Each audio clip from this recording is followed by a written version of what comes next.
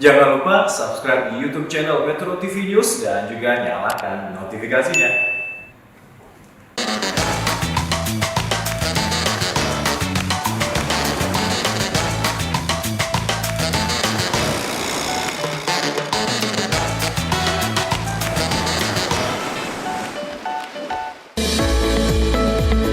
Halo kawan Susi, kembali lagi di Susi Cek Ombak ke Laut Aja.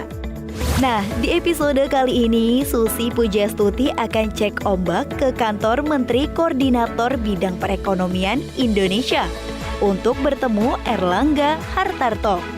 Susi Pujastuti akan tanya seputar nasib tunjangan hari raya dan pengaruh vaksinasi terhadap pertumbuhan ekonomi. Kira-kira seberapa besar ya pengaruhnya? Tidak hanya itu, Susi Pujastuti juga akan bertemu dai yang nyentrik dan fenomenal. Siapa lagi kalau bukan Gus Miftah? Nah, bagaimana episode kali ini? Yuk kita saksikan sekarang juga.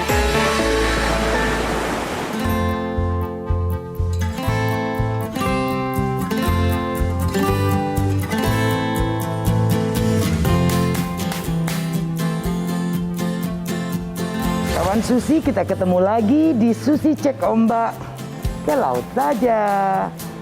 Nah, hari ini saya ada di kantor Pak Menko Ekonomi. Kita akan wawancara beliau dan tanya tentang perkembangan vaksinasi related dengan pertumbuhan ekonomi Indonesia. Kita akan dapat informasi yang menarik dari Pak Menko. Saya udah janjian di tempat ini nih, tempatnya juga cakep. Apa kabar Bapak? Sehat? Sehat. Lama nggak ketemu? Lama nggak ketemu. Ibu purple sekali. Oh, dari laut Pak, udara laut. Jadi insya Allah bertahan untuk sehat, berusaha untuk tetap sehat. Bapak sudah sehat sekali kan sekarang, sudah pulih. Sekarang sudah saya dengar sudah mendonorkan plasmanya. Plasma konvalesen. Sebetulnya sehat juga Bu, diambil darah kan sehat. Iya, dan sekarang ini kan sangat dibutuhkan untuk pengobatan yang lain gitu. Ini kan kawan Susi di Susi Cek Ombak ini kadang-kadang pengen tahu, kasih usulan, wawancara menteri ini dong Bu, wawancara Pak ini dong Bu. Nah sekarang karena Pak Menko ngurusin pandemik dan pertumbuhan ekonomi, tentunya kita ingin tahu program vaksinasi ini sekarang udah 17 juta. Masih jauh kalau dengan target 181 juta. Nah apa yang Bapak lihat kaitan antara vaksinasi yang sudah dilakukan dengan situasi ekonomi sekarang ini? Apakah ada kaitan itu membantu? Lalu kalau iya membantu berarti lebih baik dipercepat, diperbanyak. Nah itu bagaimana rencana pemerintah ini? Jadi bagi pemerintah tentu vaksinasi ini menjadi game changer. Game changer, Dan per saat sekarang sudah 19,8 juta Bu. Oh bukan 17 juta lagi, oke, 19,8. Nah tentu targetnya mencapai 70% daripada penduduk atau 182 juta ini sampai Desember tahun ini. Nah sekarang pasti itu Pak, sampai karena kemarin Pak Menkes bilang ada pelambatan supply itu. Tapi kita dorong terus. Dorong terus, oke. Dan yang paling penting kan sampai saat sekarang datang terus. Vaksinnya ada terus. Vaksinnya ada terus. Nah, kemudian akan kita mulai juga yang gotong royong. Yang gotong royong tuh yang tadi Ibu sebut mandiri. Mandiri. Di mana itu akan masuk 1 juta dari Sinopharm. Oke, Sinopharm. Nah, ini akan berarti program vaksin gotong royong akan segera dimulai dan sudah mendapatkan emergency use authorization dari Badan POM. Apakah kita boleh mengimport sendiri setiap perusahaan atau bagaimana Tidak Pak? bisa, karena Untuk yang dipakai. mengadakan pemerintah. Oh, pengadaannya hanya pemerintah. Ya, Oke. Karena ada indemnity yang diminta oleh para vaksin producer, di mana indemnity itu harus ditanggung pemerintah. Indemnity itu apa tuh Pak? Jaminan terhadap kasus ikutan pasca imunisasi. Sehingga mereka tidak mau diklaim, tidak mau ada yang mengklaim perusahaan itu kalau ada side effect. Jadi mereka tidak mau jual kecuali ke pemerintah. Kecuali pemerintah menjamin indemnity tadi. Oh, nah Iya. kawan Susi, indemnity itu adalah jaminan tidak adanya tuntutan atau liability ya kepada pabrikan. atas efek samping yang ditimbulkan oleh vaksin kepada penerima vaksin. Liability itu terjadi mungkin karena ada penyakit ikutan, Oke, karena kondisi oke. pasien dan sebagainya. Kemudian tadi Ibu menanyakan terkait dengan kegiatan ekonomi, tentunya ekonomi sangat dekat dengan mobilitas. Ya, Jadi kalau ada mobilitas, maka ekonomi bergerak. bergerak. Nah, sedangkan pandemi COVID ini membuat mobilitas kita tekan serendah mungkin. Oke.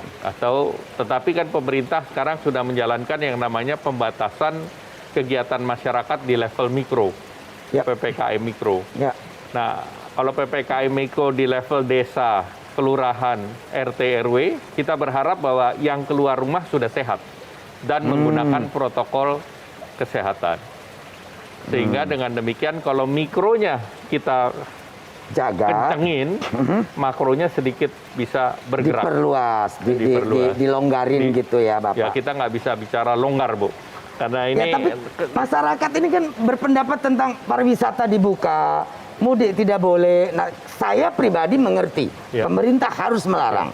Kalau tidak, bencana India akan terjadi di Ya. Indonesia. pengalaman mudik dan Lebaran tahun lalu, kenaikannya 93%. Wow. Ya. Tentu ini tidak boleh diulangi. Kawan Susi, 93% naik di mudik tahun lalu. Ya. Jadi memang harus kita tahan dulu untuk tidak mudik Ya. tahun ini juga. Ya. Kalau terkait dengan kegiatan wisata, itu ada syaratnya. Untuk wisata domestik kan kita pada waktunya akan diatur, sedang disiapkan semacam wilayah yang bisa dipersiapkan untuk travel bubble. Travel bubble antar daerah Iya. atau antar negara? Antar negara. Antar negara. Sudah ada rencana ke sana? Jadi travel bubble antar negara itu memang sekarang yang didorong. Contohnya sekarang Singapura dengan Hong Kong sudah. Sudah. Nah, kita akan mendorong Bali, Bintan, Batam itu untuk menjadi Segitiga. mitra travel bubble dengan Singapura. Jadi standar kesehatan Nah, dan tentu apanya standar semua. kesehatan harus ditingkatkan. Oke. Dan kedua, imunitas di wilayah tersebut didahulukan. Luar negerinya baru dengan Singapura rencananya. Ya, Pak. rencananya Ya. begitu. Nah, tentu nanti ini dipersiapkan karena biar bagaimanapun antara Singapura dan Indonesia kan volumenya beda. Jumlah Berbeda. penduduknya Singapura beda. kecil, Indonesia Sehingga besar. Ini yang kita coba dorong. Mungkin Singapura nanti takut kali Pak, karena sekarang orang Indonesia sudah lama nggak pernah pergi ke Singapura. Dan di sana mereka mintanya kan hariannya rendah. Nah, di kita kan masih 5.000 sampai 6.000. 5.000 sampai 6.000. Nah, tentu kita lihat di Bali atau di Batam Bintan, kita coba tekan lebih rendah dari nasional. Ya, ayo Ibu, Ya. silakan. Nah, Ya. Pak Menko, tadi kan kita ngobrol tentang vaksinasi, ekonomi, travel bubble. Sekarang ini THR ini lagi hangat-hangatnya dibicarain. Ya. Semua karyawan bicara tentang THR. Mereka takut ada perusahaan yang tidak mampu bayar. Nah, menurut Pak Menko ini THR ini dan pergerakan ekonomi apakah mampu untuk membuat peningkatan yang signifikan? Ya, THR ini kan dengan Undang-Undang Cipta Kerja menjadi kewajiban perusahaan untuk membayar. Tapi sebelumnya THR. juga sudah wajib Pak sebetulnya. Iya, tetapi kan sanksinya Belum ada. Oke. Sekarang sudah ada. Oke. Nah, oleh karena itu kita melihat bahwa di kuartal pertama ini mulai ada kenaikan ekonomi, komoditas harganya bagus, kemudian retail mulai bergerak, sehingga kelihatannya pengusaha sudah bisa mampu membayar THR. Karena tahun lalu kan dicicil, jadi tahun ini wajib Harus bayar. dibayarkan. Ya. Yang tidak mampu itu silahkan berbicara dengan Oke. bilateral antara pengusaha dengan serikat. Jadi kalau tidak mampu silakan Tapi kalau dibicarakan bilateral. Pengusahanya tidak mampu, terus serikatnya menolak, bagaimana? Kan berantem mereka, Pak. Ya, tetapi itu diupayakan untuk diberikan pengertian. Oke. Nah, dengan pengertian itu baru silakan. Saya pikir bernegosiasi. insentif pengusaha yang tidak bisa bayar THR ditanggung pemerintah. Kan kemarin udah dikasih insentif PPH, Bu. Dan ini efeknya itu dari swasta karyawan itu 120 triliun. Ah, besar juga, Pak. Iya, karena kan ada Tapi mendekati apakah 20 mereka mau juta. belanja uang itu karena takut COVID masih Nah, kita panjang? bikin Harbolnas, Hari Belanja Online Nasional Ramadan, Ya, di H-10 sampai H-6. Oke. Jadi untuk beli barang, ongkir ditanggung. PPN free. PPN 1% kita lagi hitung. Oh, PPN Iya. 1%. Ya. Bu Sri mau. Kita minta yang Biasanya Bu Sri pelit loh, Pak. Ini lagi kalau di- namanya potong-potong. ini lagi di ini. Saya masih ingat tuh. Ya, kita Oh. lagi bahas dengan Ibu Oke. Menteri Harus Keuangan. bujuk. Ya. Soalnya masyarakat Dengan COVID susah. Ibu ini bagus, bantu. Oke. Insentif pengusaha belum ada tuh, Pak. insentif pengusaha dalam bentuk perpajakan udah, dalam bentuk restrukturisasi sudah dikeluarkan PMK nomor 32, Oh, ada restrukturisasi PMK nomor 32. di mana untuk Apa itu restrukturisasi yang bisa didapat? restrukturisasinya semua sektor bisa dan grace period 3 tahun. 3 tahun. Itu sebetulnya bisa sangat membantu, Itu Pak. sangat membantu. Kalau benar. Iya. Ini untuk Bapak tinggal buka pos pengaduan nggak? kita akan panggil Himbara dan Oke. Perbanas untuk Oke. implementasi ini. Kita akan monitor. Oke, itu kan perbankannya. Ya. Nah, untuk masyarakat yang tidak dapat, Karena kan ini yang mengadu korporasi, Bu, bukan Ya. masyarakat. ya dibikin susah, Pak, Ya. biasanya juga. Ya. Nah, nasib pengusaha transportasi ini, ada pertanyaan satu lagi. Ya. Ini mudik dilarang, mereka dapat insentif apa ini, Pak? Kita sedang siapkan dengan Menteri Perhubungan Ya. bentuk insentif yang mereka mintakan. Untuk yang mudik. Ya. Kalau gitu, Susi Air dapat dong. Transportasi itu. Susi Air nanti mesti bilateral Oh, dan bilateral. konfidensial. Dan konfidensial. Oke. Kuda-kudanya itu dia kakinya buka sedikit tapi Oh, bukannya agak dikit. turun. Agak Nah, turun.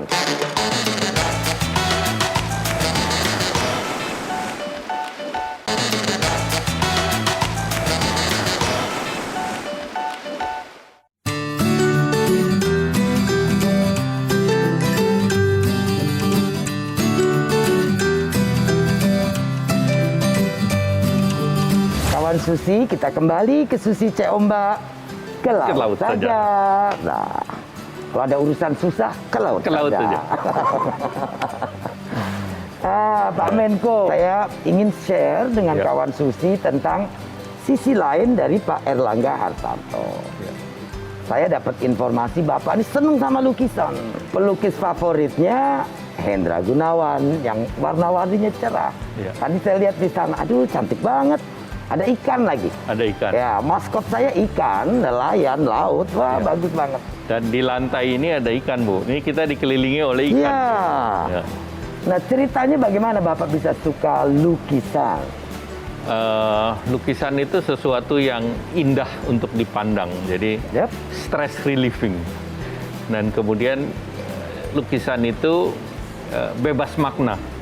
Jadi bisa memaknainya bebas. Tentu berbagai aliran. Ada yang Ya. naturalis, Ada yang naturalis, ada yang impresionis. impressionis. Ya. Jadi saya dua-duanya suka tapi tertentu yang tidak terlalu complicated. Nah, kalau kita ngetik di Google nih Pak Erlangga, dan saya tahu waktu juga bekerja bersama, ngetik di Google tuh selalu tentang ketua partai, kemudian kementerian, juga di medsos, brand image Bapak ini workaholic. Apakah Bapak memang menyenangi kerja atau... Memang hobinya kerja, Bu. Kalau nggak ada Hobinya kerjaan, kerja. cari kerja. Oke, jadi tidak bisa diam. Tidak bisa diam. Oke. Seperti Ibu juga aktif sekali.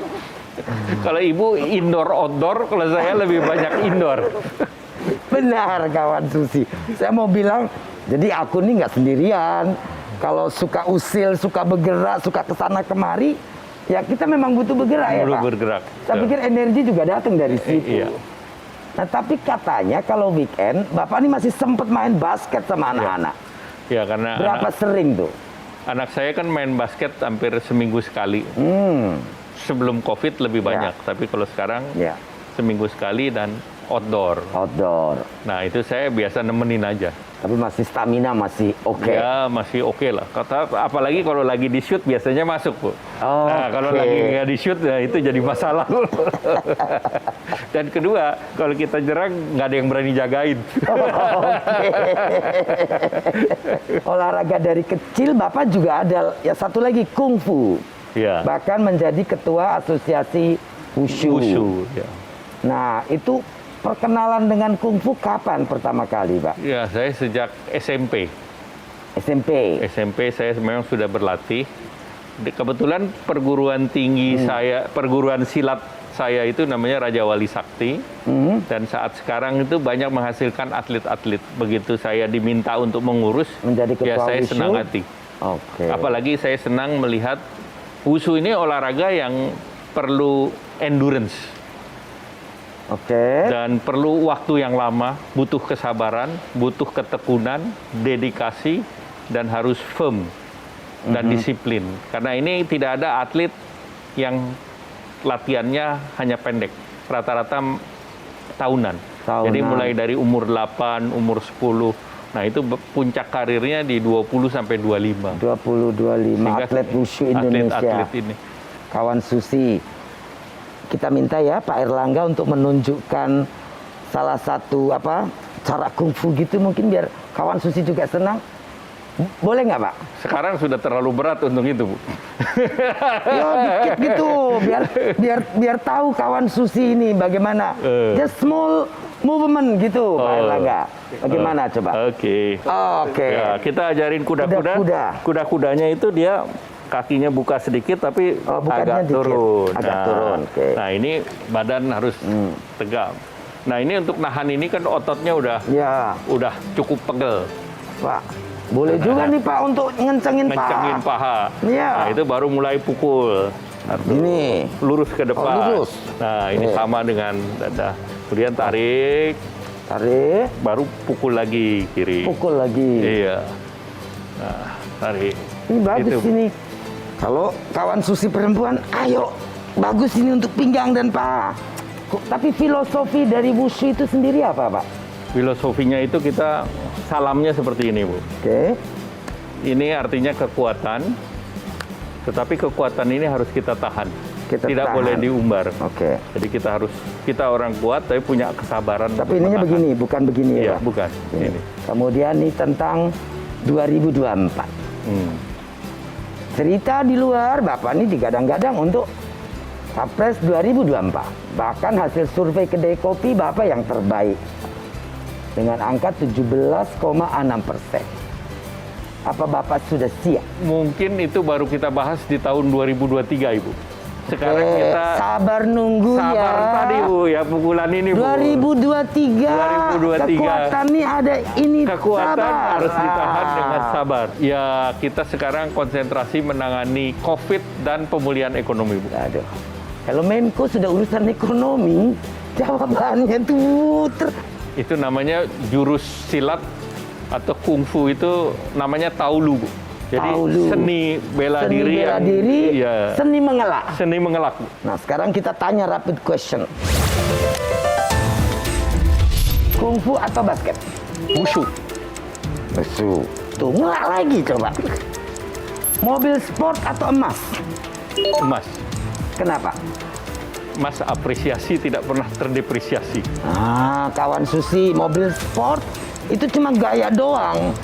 Kalau emas terapresiasi terus, tidak terdepresiasi. Ngurus partai atau Kementerian Ekonomi? Atau Ini dua-duanya. memang ilmu wushu dipakai bener untuk jawab pertanyaan Susi cek ombak. Aduh. Nah, diomelin netizen atau diomelin istri? Tidak diomelin lah, Bu, dua-duanya. Dua-duanya. Hidup susah, Bu, kalau diomelin Diomelin istri, dua-dua. diomelin netizen tuh hidup paling susah. Itu paling susah. Anyway, maju capres atau cawapres? Masih 2023. Nanti Metro TV nggak mau bayar saya, nggak berhasil Nanti menjebak dikasih narasumber. bonus nanti, Bu. Ini gagal saya jadi pewawancara. Nah, Bapak, saya masih ingat Bapak Hartarto. almarhum, ya. Terakhir saya ketemu waktu nonton Java Jazz. Java Jazz.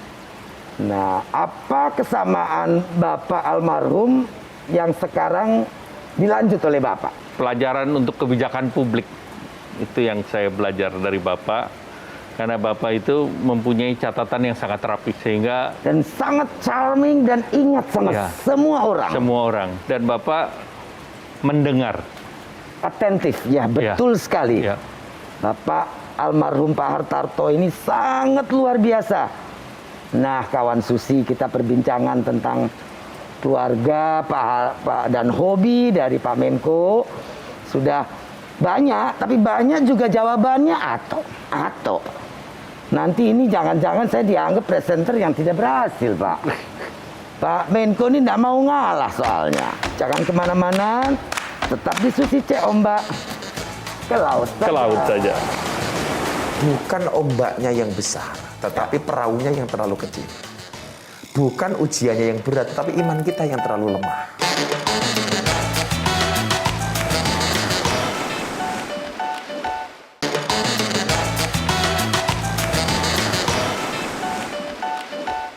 Maka selalu saya mengatakan orang yang masuk klub malam itu pasti orang susah. Mencari senang.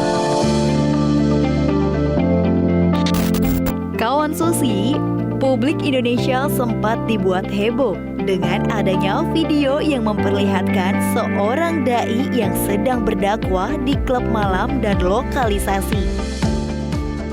Ia adalah Miftah Maulana Habibur Rahman atau biasa disapa Gus Miftah. Sebagai pimpinan Pondok Pesantren Ora Aji di Sleman, Yogyakarta, Gus Miftah dikenal sebagai pendakwah kaum marginal. Apa ya yang mereka bahas? Yuk kita simak.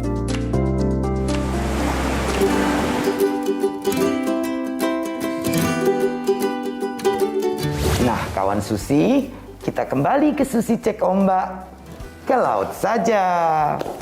Kawan Susi, kali ini saya punya tamu spesial yang akan hadir bersama kita. Siapa coba? Ustadz yang sangat milenial, sangat bergaya, dengan kacamata hitamnya dan tausiahnya juga di tempat-tempat yang tidak pada umumnya Ustadz melakukan tausiah. Nah, siapa beliau? Gus Miftah. Bu Sisi tahu alasan kenapa saya selalu pakai kacamata? Ya, Karena kalau pakai kaca spion seperti truk, Bu. kalau pakai kaca spion jadi kayak truk katanya. Nah, Gus, kawan Susi ini mungkin pengen juga tahu dan ingin mendengar cerita Gus Miftah sebagai ustadz yang selama ini dikenal orang ustadz sering berdakwah di tempat-tempat yang tidak biasa. Saya sudah di night club, di yang gitu-gitu gitu. Saya sudah 20 tahun, Bu. Ya. Saya masuk Jogja tahun 99, tahun 2000 saya sudah berkenalan dengan lokalisasi terbesar di Jogja. Oke. Sarkem, Pasar Kembang. Kalau bahasanya Bu Susi barangkali market flower lah. Pasar Kembang tahu ya. Waktu itu ada Gado-gado mama di situ kesukaan kalau jajan biasanya. Ada di situ, Bu ya. Ya. Jadi ada waktu itu galau lah saya ketika mendengar beberapa curhatan penikmat dunia malam termasuk para mbak-mbak yang di situ. Ternyata Bu Susi, mereka itu juga butuh Tuhan. Jadi atas dasar itu Gus ingin mencoba memperbaiki supaya mereka melihat masa depan mereka. Makanya Gus mengkhususkan diri ke tempat-tempat seperti itu. Sebenarnya mengkhususkan tidak, tapi itu salah satu fokus saya. Karena sebenarnya mereka juga rindu dengan Tuhan, tapi mereka mohon maaf ketika datang ke tempat pengajian atau ke masjid pasti dihakimi. Maka saya berinisiatif untuk jemput bola. Karena ternyata mereka juga butuh Allah. Dan ternyata benar ketika mereka mendengar pertama kali saya melantunkan ayat suci Al-Quran, mereka menangis. Tekad yang saya pikir luar biasa dari seorang ustadz untuk berbagi dan juga mengingat bahwa siapapun manusia itu, apapun pekerjaannya, mereka selalu membutuhkan Tuhan. Perasaan bahwa Tuhan harus dekat, harus bersama kita, melindungi kita, bersama kita, itu adalah hitah manusia, saya pikir ya, Gus. Bukan cuma seperti itu. Just needs, but it's destiny dan takdir dan hitah kita manusia itu pasti membutuhkan Tuhan untuk dekat dan bersama dengan kita. Iya, betul sekali. Saya pikir sebagai Ustadz sudah mulia, niatannya beliau ini juga sangat mulia. Jadi ini kan Ramadan yang kedua Di masa pandemi, Bu, ya? pandemik. Nah, kalau tahun lalu rasanya suasana mencekam masih ada. Banget. Jadi kita juga takut, mau keluar takut. Nah sekarang kelihatannya masyarakat secara psikologis sudah bisa menerima. Walaupun banyak kelompok yang masih merasa takut juga untuk melakukan kegiatan seperti biasa. Jadi belum pulih sekali. Ya. Nah, share dengan kawan Susi perspektif Gus tentang hal-hal tadi. Yang pertama soal pandemi. Saya selalu mengatakan begini, Bu. Orang yang akan selamat menghadapi pandemi ini bukan orang yang kaya, yang punya banyak duit, bukan orang yang sehat, bukan orang yang kuat. Tetapi yang bakal selamat adalah orang yang mampu beradaptasi dengan cepat dengan semua perubahan yang ada. Ya, saya pikir hari ini banyak orang yang gagap menghadapi pandemi. Tidak hanya masyarakat, pemerintah juga. Pemerintah. Maka ya. kalau saya sendiri sebagai orang yang beriman selalu mengatakan begini. Bukan ombaknya yang besar, tetapi perahunya yang terlalu kecil. Bukan ujiannya yang berat, tetapi iman kita yang terlalu lemah. Oke, bukan ombaknya yang besar, Tetapi perahunya yang terlalu kecil. Nah, kemudian gara-gara itu muncul kecemasan yang berlebih. Saya sering mengatakan begini, bayangkan kalau Anda berada di tengah sungai, kemudian Anda naik perahu, perahunya bocor, di sekeliling perahu itu banyak buaya. Apa yang Bu Susi lakukan? Berusaha untuk menepi secepatnya, Gus. Jawabannya sederhana, Ya. berhenti membayangkan. Kan saya tadi bilang bayangkan, Bu. Gus ini perspektifnya berbeda. Saya menghadapi masalah. Gus, ya sudah berhenti saja sih. Karena bahasa saya tadi adalah bayangkan. Ya tapi memang seperti itu, Gus. Kalau kita Artinya apa, sedang Bu? sendiri, Ya. ini saya mungkin juga ingin share dengan kawan-kawan Susi dan Gus. Ya berhenti membayangkan. Kalau saya sudah dalam posisi sulit, saya shut down. Ya kalau kamu tidak bisa tuh Tuhan tidak memaksa kita harus bisa. Ya kita berhenti, kita merenung, kita berpikir dan mencari jalan apa yang terbaik. Jadi kecemasan itu adalah ilusi buruk tentang masa depan.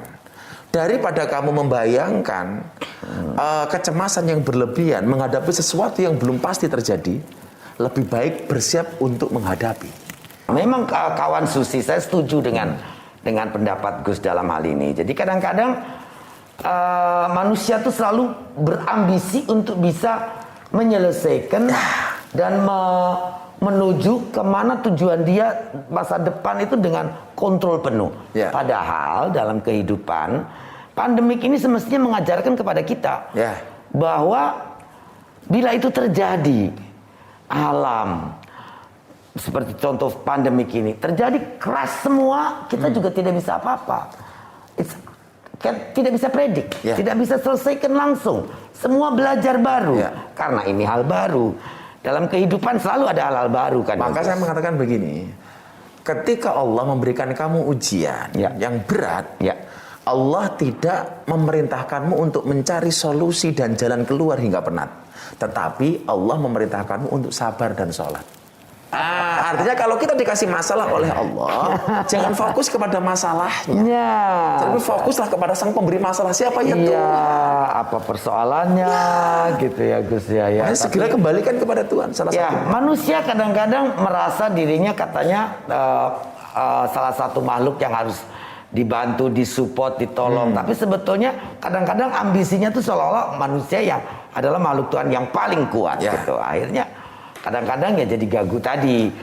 Dan memang benar Gus, pandemik ini pemerintah pun di seluruh dunia banyak yang gagu. Nggak hanya kita gitu loh. Nggak ada yang direct bisa menyelesaikan persoalan.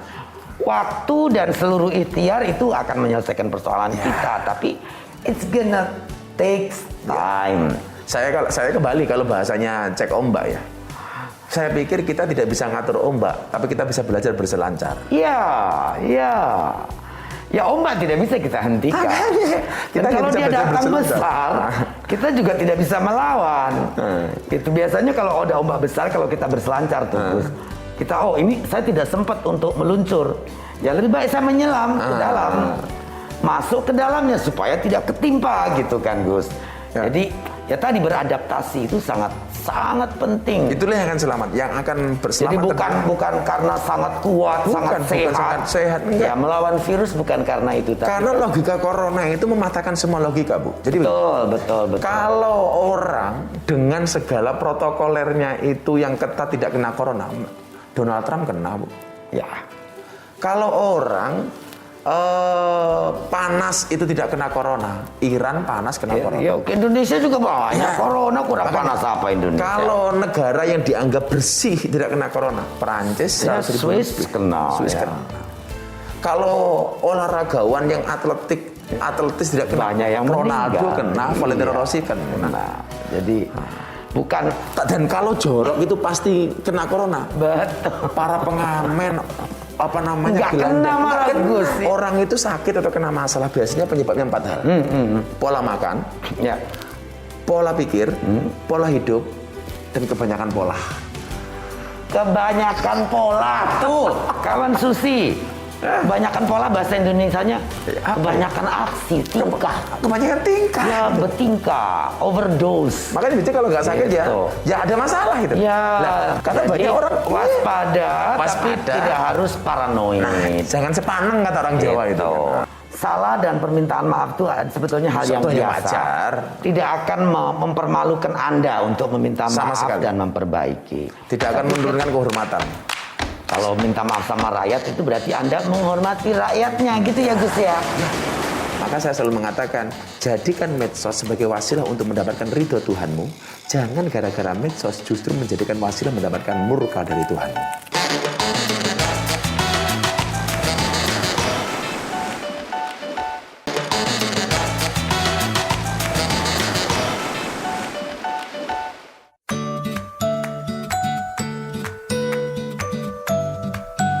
Gus, nah kita tadi ini udah mulai agak anget nih kita ngomong tentang sikon sekarang ini. Kita bicara balik lagi.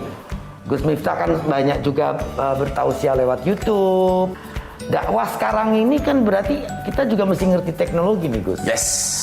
Sekarang ini kadang-kadang ada beberapa hal yang menjadikan panasnya medsos dan karena apa ya mungkin dianggap statement sedikit agak terlalu keras atau ekstrim. Lalu bagaimana kita menyikapi tausiah yang dilakukan oleh para dai ini untuk tetap ya istilahnya searah dengan kemajuan teknologi tapi juga tidak memperuncing polarisasi atau Saya flashback sedikit Bu ya. Ya. Jadi saya pengen bangsa ini menjadi bangsa yang optimis, dia tidak inferior. Bahkan jatuhnya hari ini adalah insecure. Kalau bahasa anak-anak. ya sekarang ini Gus. Nah, itu kenapa terjadi, Bu? Saya bilang begini. Salah satu dampak psikologis penjajahan 350 tahun Belanda, kolonial kepada kita, itu menjadikan bangsa kita bangsa inferior. Saya kasih tahu begini. Saya kasih tahu begini. Kalau lihat orang bule, seolah-olah yang dipikir, oh ini orang pintar ini. Ini inferior. Padahal orang Indonesia bisa lebih pintar, Gus. Mohon maaf, melihat orang Cina, ini orang kaya. Orang kaya. Ya. Dan satu lagi, melihat orang Arab pakai jubah, ini orang suci. Dengar tuh kawan Susi. Bedakan mana agama, mana budaya. Contoh begini, perintah nutup aurat itu adalah perintah agama. Tapi bagaimana cara menutup aurat itu budaya. Ya. Makanya dulu saya pakai belangkon. Orang kontroversi, kiai kok pakai belangkon? Ini budaya. Maka kalau saya secara pribadi, konsep dakwah saya adalah membudayakan agama, bukan mengagamakan budaya. Dua itu berdampingan, tidak harus saling bermusuhan. Iya, dan tidak harus saling menghilangkan. Saya tidak harus saling menghilangkan. Ya. Tapi sekarang ini saya melihat kadang-kadang ada provokasi yang kencang, yang countering ini, Gus. Yang saya pikir itu membuat orang menjadi berada di dua kubu yang berbenturan. Nah, menurut Gus ini bagaimana pemerintah harus menyikapi hal ini?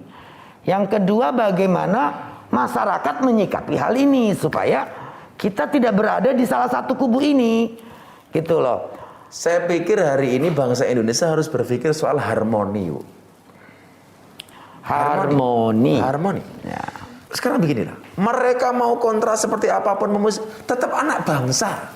Benar. Dan pemerintah hari ini yang berkuasa itu tidak untuk satu golongan, tapi untuk semua anak bangsa. Ingat, ikutlah pendapat ahli, jangan ikut-ikutan orang yang ahli berpendapat. Maka saya sarankan kepada teman-teman netizen ya, soal postingan macam-macam, supaya kemudian bangsa ini menjadi bangsa yang adem itu. Ingat ya, postinglah yang penting, jangan yang penting posting. Postinglah yang penting, jangan yang penting posting. Itu persoalan. Ya.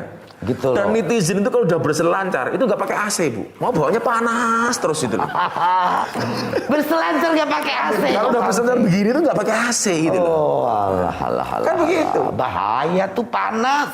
Maka saya selalu mengatakan, jadikan medsos sebagai wasilah untuk mendapatkan ridho Tuhanmu. Jangan gara-gara medsos justru menjadikan wasilah mendapatkan murka dari Tuhanmu. Tuh, kawan Susi. Jangan berpikir kalau mulut kita diam, tapi tangan kita terus jalan, itu berbeda itunya, pertanggungjawabannya. Karena yang berbicara tangan, besok yang berbicara tangan. Iya. Hati-hati. Juga satu hal sebelum dilanjutkan, Bu ya. Ada juga hari ini yang, jadi di Indonesia itu begini, Bu. Kalau sudah senang dengan pemerintah, seburuk apapun dianggap baik. Ya. Tapi kalau sudah benci dengan pemerintah, sebaik apapun dianggap buruk. Nggak boleh sifat-sifat seperti ini. Ada ungkapan dalam bahasa Arab begini, Bu. Ainur itu an kulli aibin karilatin. Ketika seseorang itu sudah cinta, seburuk apapun tidak akan pernah kelihatan. Tapi sebaliknya, wa ainu sukhti an kulli khairin tubdil masawiyah. Tetapi ketika seorang itu sudah benci, sebaik apapun sama saja keadaannya. Nah, tapi kan itu tidak bagus. Tidak bagus. Betul loh. Dan saya nggak nyaman gitu loh. Ya sepenting saya senenglah Bu Susi selamat. Oh iya. Karena ukuran kesuksesan seorang pejabat, saya nggak suka ketika ada orang dilantik jadi pejabat mengucapkan syukuran. Syukuran itu kalau kamu sudah menjabat dan kamu tidak punya masalah, kamu selesai baru syukuran. Kalau baru dilantik syukuran, tanda-tanda. Tapi Ibu tahu nggak? Sekarang itu corona dan koruptor dan korupsi itu solusinya sama. Apa tuh? Cuci tangan. Ini baru, Bu, baru saya sampaikan di sini nih, Bu. Tapi yang koruptor harus tanggung jawab. Makanya rata-rata kan cuci tangan sekarang. Kejar sampai kemana itu. Nah Gus, ini memang kadang-kadang saya tuh mau ngeluh sama siapa. Ngomong begini salah, ngomong begitu salah. Padahal saya mencoba untuk menjadi orang yang sedikit tidak terlalu bodoh gitu loh. Ya, saya tidak pernah menganggap diri saya pintar. Ya. Minimal posisi kita moderat ya. Artinya moderat. Ya, kalau saya nganggap pintar, orang pendidikan kamu apa? Kan udah digituin dulu. Itu salah, Bu. Orang yang niat belajar, apapun bisa menjadi pelajaran. Tapi orang yang tidak niat belajar, sedang belajar pun dia tidak akan mendapatkan pelajaran. Wow. Nah, tuh dengar kawan Susi. Kalau kita tidak mau, tidak punya niat, ya tidak bisa. Ya bisa berubah. Tidak bisa berubah. Tapi kalau kita mau, apapun dasar kita, apa yang kita dengarkan, kita bisa menjadi lebih baik. Nah Gus, kemudian tadi kita akan cerita tentang, kita di dalam Islamnya juga diajarkan untuk tabayun. Nah tabayun ini belakangan naik kata ini. Trending Gitu. Saya trending tabayun. Ya, itu sebetulnya filosofi tabayun itu apa? Dan kenapa kita mesti menggiatkan kembali tabayun gitu loh Gus. Jadi dalam surat Al-Hujurat ayat 6 Allah Subhanahu wa taala berfirman, ya ayyuhalladzina amanu in ja'akum fasikum binaba'in fatabayyanu. Jadi kalau ada orang fasik membuat berita hoax macam-macam, hendaknya kita fatabayyanu. Diklarifikasi dulu benar tidaknya. Maka kita kemudian mendengar istilah saring dulu sebelum sharing. Sharing sebelum sharing. Sharing sebelum sharing itu sebagai bentuk tabayun. Hati-hati ya, orang-orang yang suka nyebar hoak. Bu Susi tahu siapa pembuat hoak pertama kali di dunia? Ya. Iblis, Bu. Nah, siapa korban hoak? Adam dan Hawa. Ya. Apa hoak yang disebarkan? Adam, Hawa itu kan di surga apapun boleh. Ya nggak boleh cuma satu, mendekati buah khuldi. Ya. Setan bikin hoak. Ya. Kamu tahu nggak kenapa buah ini tidak boleh kamu dekati? Ya. Karena dari sekian makanan surga yang paling enak adalah buah ini. Ya. Dan yang terprovokasi si Hawa. Ya. Gara-gara terprovokasi itu Adam dan Hawa dikeluarkan dari surga. Maka pemirsa harus ingat, Adam dan Hawa saja korban hoak dikeluarkan dari surga. Apalagi kita. Apalagi kamu pembuat hoak, haram masuk surga. Ya. Jadi ya kawan Susi, saring sebelum sharing. Memang berbicara dengan Gus Miftah ini waktu tidak terasa, mau sehari juga tidak bosan. Dan cinta saya kepada Bu Susi itu seperti coronavirus. Apa itu? Tidak nampak sih, tapi sangat serius. Amin. Saya mencintai siapapun orang yang menebarkan nilai manfaat dan kebaikan. Amin Gus. Saya hanya mencoba menjadi orang baik itu sajalah. Tidak harus menjadi seseorang yang bagaimana, tapi orang yang baik dan dicintai banyak orang. Dan saya mencintai banyak orang. Itu saya pikir sangat penting Gus. Karena itu untuk saya, di situ saya merasa bahagia. Saya sangat butuh merasa bahagia setiap hari. Akhirnya kita berusaha untuk menebar kebaikan. Dan salah satu konsep bahagia itu adalah dengan memperbanyak bersyukur. Maka terakhir barangkali sebelum closing Bu Susi saya sampaikan, bersyukurlah bahkan dengan sandal jepit yang kamu miliki. Kenapa? Karena di luar sana masih banyak orang yang tidak punya kaki. Betul Gus. Benar sekali Gus. Benar sekali. Ya kan? Ya, betul. Kalau kamu merasa hidupmu diselimuti masalah, bersyukurlah. Berarti kamu manusia. Karena kalau diselimuti wijen namanya onde-onde.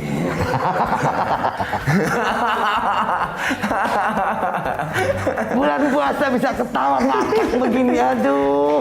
Kawan Susi, luar biasa waktu kita bersama Gus Miftah, tapi kita harus akhiri perbincangan kita. Matur nuwun, Sama-sama Ibu undangannya. Terima kasih banyak. Saya sangat terkesan bisa hadir di acaranya Bu Susi. Nanti satu saat Bu Susi saya undang di acara saya ya. Amin, insya Allah Gus. Insya Allah. Pasti dengan senang hati saya hadir. Kawan Susi, perbincangan dengan Gus Miftah tidak terasa. 60 menit sudah lewat. Kita harus akhiri. Dan pada kesempatan ini, saya bersama Gus Miftah ingin mengucapkan kepada kawan Susi selamat menunaikan ibadah puasa. Semoga ibadahnya diterima Allah Subhanahu wa Ta'ala. Amin. Amin. Nonton Susi Cek Ombak setiap hari Rabu di Metro TV jam 8 malam. Susi Cek Ombak, ke laut saja. Kawan Susi, sudah bukan waktunya. Dinamika naik turunnya pandemi bikin kita terus-menerus mati kutu. Kita harus kembali sibuk produktif agar jalan pikiran kita tidak buntu. Pemerintah pun terus berupaya dalam kesejahteraan masyarakat, sekalipun masih di tengah mobilisasi yang harus ditekan. Vaksinasi didistribusikan optimal, tentu menumbuhkan harapan perekonomian Indonesia akan menjadi maksimal. Karena di saat ini pemenang sejati kehidupan bukan atas nama orang-orang kaya, sehat dan juga selalu disiplin kebersihan. Akan tetapi justru dipegang oleh orang yang pandai, cepat tanggap, beradaptasi dalam setiap perubahan, dan tentu harus selalu waspada.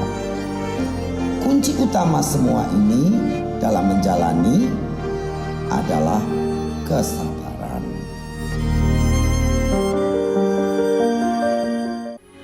Metro TV